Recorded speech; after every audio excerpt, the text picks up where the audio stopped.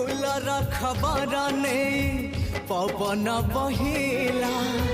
से पवन रे मीठा महक खेला फेरी फेरी गला श्रावण